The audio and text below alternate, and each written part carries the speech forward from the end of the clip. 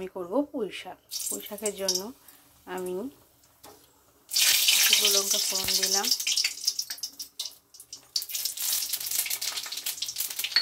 পাঁচ ফোড়ন দিলাম তেলে,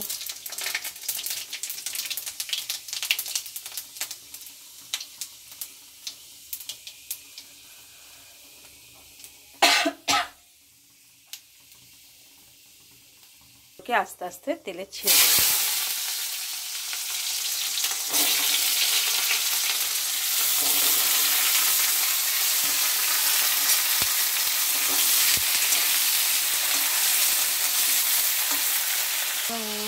নুন আর হলুদ দিয়ে তাকে ভালো করে আবার নাড়িয়ে দেবো। নাড়িয়ে চাড়িয়ে আমি এবার এই সবজিগুলোকে ঢেকে সিমে করে দেবো গ্যাসটা, যাতে সবজিগুলো ভালো করে সিদ্ধ হয়ে যায়।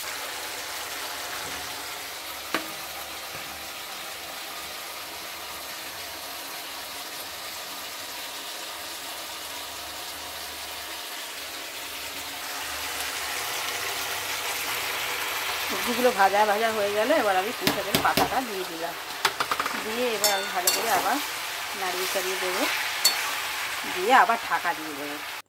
আমার পুঁই শাক রেডি। কেমন হয়েছে বন্ধুরা বলবে অবশ্যই, লাইক করে দেবে, একটু কমেন্ট করে দেবে, শেয়ার করে দেবে। থ্যাংক ইউ আমার ভিডিওটা দেখার জন্য।